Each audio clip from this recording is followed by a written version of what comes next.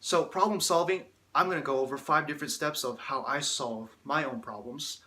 This is advice learned from different people who are further along in the path, from the mistakes of others, and of course, my own personal experiences. So as a video to remind myself of these things, I hope you find it helpful and apply it in your own situations, right?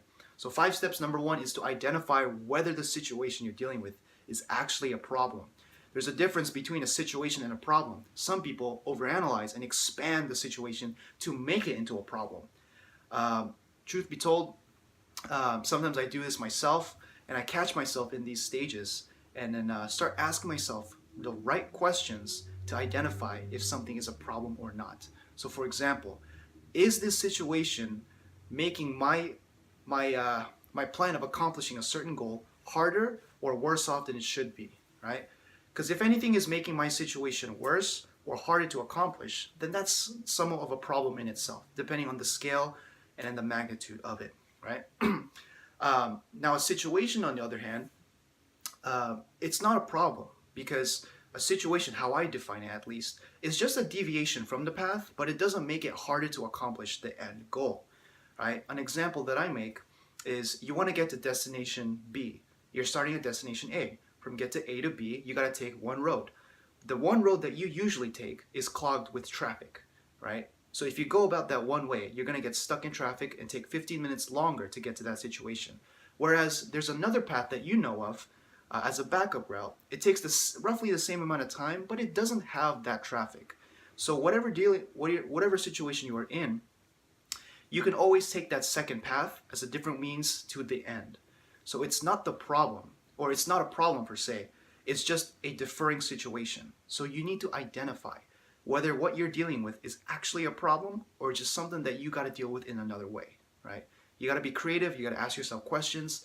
And of course, you got to know yourself to be able to understand how to solve those problems and identify them, right? So that's number 1. Number 2, you can't run away from these problems. And I learned this the hard way myself. I was in a situation where I was dealing with an actual problem.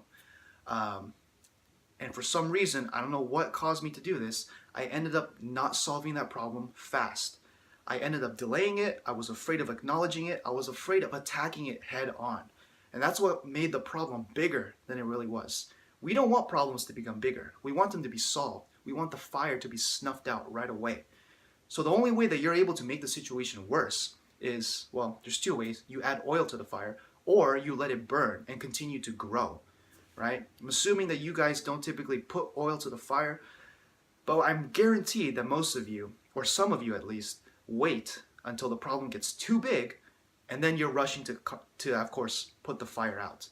That's exactly what I did. I waited until there was a certain point where the pain was too big, and then that's when I took action. The problem would have been solved much faster and would have been so much easier if I had addressed the situation up front, acknowledged that it was there, and attack it head on. Even if it was just a small fire. If I had solved this problem earlier by acknowledging it and addressing my fears, I would have solved the situation and I would have made the solution come to us faster, right? So step number 2, don't run away from your responsibilities. Acknowledge them and head on. Go head on and attack it right there. So the third point is to identify whether what you're dealing with is controllable or uncontrollable.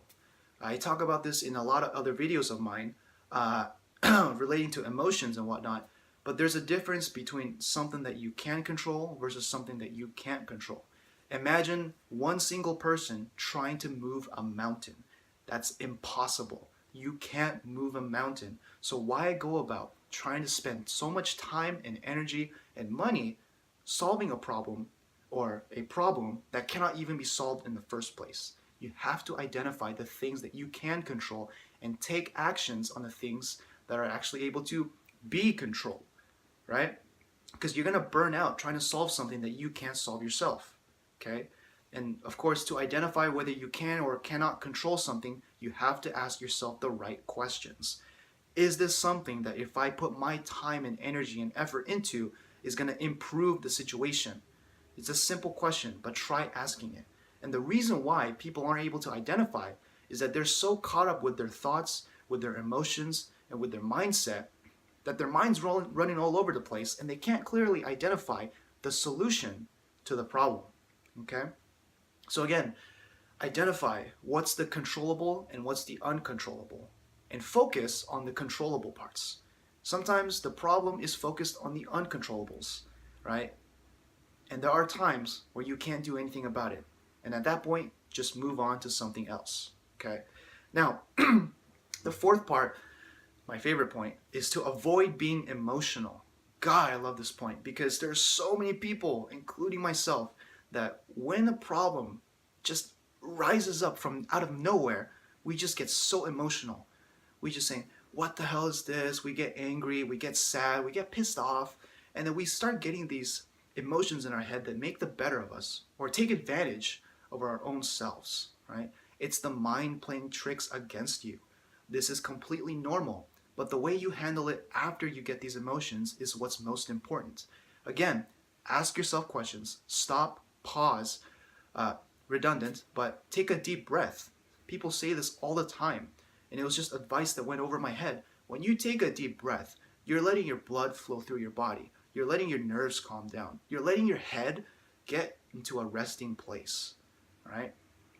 I wish people explained it that in depth, but when people just say take a deep breath, sometimes it pissed me off because I didn't understand how effective it was, right? So avoid being emotional. Again, it comes down to acknowledging and identifying the situation as a problem, identifying what the controllable and uncontrollables are, and then removing those emotions from getting to that solution, right? Because the more emotional you are, the more irrational you're going to be. And when you're trying to solve a problem with a lot of emotions going through your head, you're bound to make more mistakes and possibly make the situation worse than it really should be, right? Try to imagine yourself stepping outside of your own body, your own mind, and seeing things from a bird's eye view or a third person perspective. That's how I go about it, and that's how I solve problems easier than if I saw it first person or from an emotional standpoint. All right? I love this point. It's awesome. And number 5, be solution focused instead of problem focused. In some way, shape, or form, it does relate to the first point, which is don't think the situation is actually a problem. In a way, people tend to be focused on the problem. They're so focused on this little thing that's happening that they make it bigger than it really should be, right? Instead of making the fire bigger by adding oil to the fire, right, and not focusing on the solution, try focusing on the first 3 steps to solving whatever you're trying to accomplish or solving the problem, right?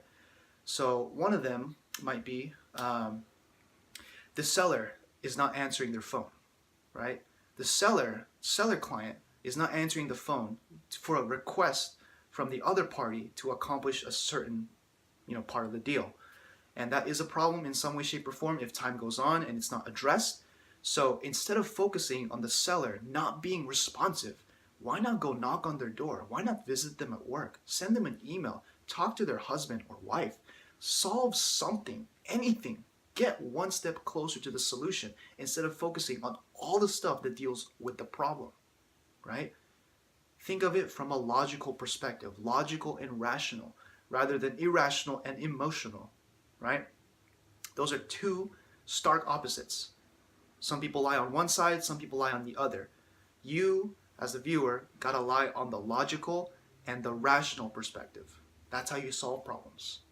So the 5 steps, once again, number 1, don't think the situation is a problem. Identify whether it is a problem or not. Number 2 is to acknowledge these problems up front and to address them and attack them head on.